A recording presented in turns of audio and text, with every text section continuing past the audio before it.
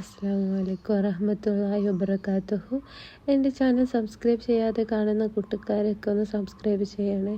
Subscribe ചെയ്തവരോടൊക്കെ ഒരുപാടേറെ നന്ദിയുണ്ട്. ഞാൻ ഇന്നിവിടെ പറയാൻ വേണ്ടി പോകുന്നത് നമുക്കൊക്കെ ഏറ്റവും ഒരു ജീവിതത്തിൽ ഒഴിച്ചുകൂടാൻ പറ്റാത്തൊരു സംഭവം തന്നെയാണ് നമുക്ക് വീട് എന്നുള്ള കാര്യം, അല്ലേ? വീട് എന്ന സ്വപ്നം പൂവണിയാതെ ഒരുപാട് ആളുകൾ വിഷമിച്ച് കൊണ്ടിരിക്കുന്നുണ്ട്. നമുക്ക് ചുറ്റും വീട് പണി പകുതിയായി കിടക്കുന്നവരും ഉണ്ട്, അല്ലേ?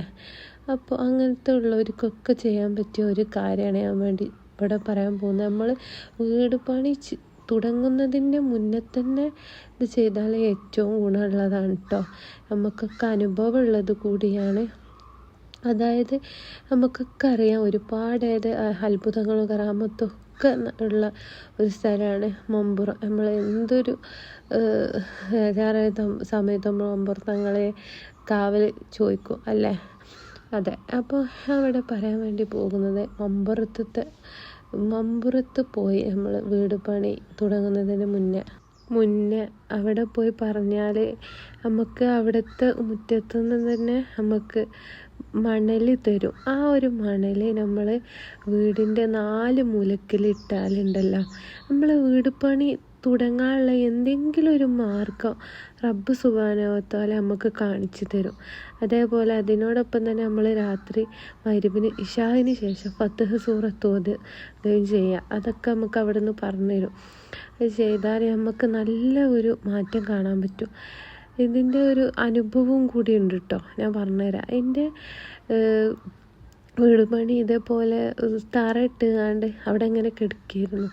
ആ സമയത്ത് അവിടെ തറൻ്റെ മേലെ ഇങ്ങനെ പൂളല്ലേ, അതൊക്കെ ഇങ്ങനെ ഉണ്ടാക്കും. ആ സമയത്ത് അമ്മമ്മ പറഞ്ഞു അത് ഇനി അങ്ങനെ പറ്റൂല, നമുക്ക് മമ്പുറത്ത് പോയി പറഞ്ഞ് നമുക്ക് വീട് പണി സ്റ്റാർട്ട് ചെയ്യണമെന്ന് പറഞ്ഞു.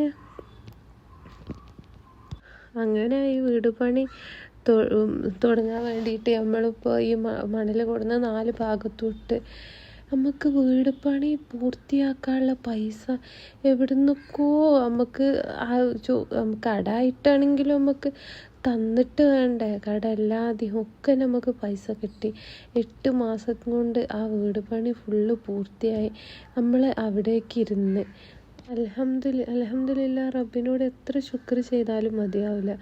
അപ്പോൾ ഈ വീട് പണി തുടങ്ങുന്നതിന് മുന്നേ തന്നെ മമ്പുറത്ത് പോയി പറഞ്ഞ് ഈ ഒരു മണൽ കിട്ടും. ഇത് നമ്മൾ വീടിൻ്റെ 4 ഭാഗത്തിട്ടാൽ വീട് പണി ഇൻഷാ അല്ലാഹ് പെട്ടെന്ന് തന്നെ പൂർത്തിയാവും. അതോടൊപ്പം തന്നെ നമ്മൾ ഫത്ഹ് സൂറത്തും രാത്രി ഇശാഇന് ശേഷം പതിവാക്കുകയും ചെയ്യുക. നമുക്ക് നല്ലൊരു മാറ്റം കാണാൻ വേണ്ടി പറ്റും.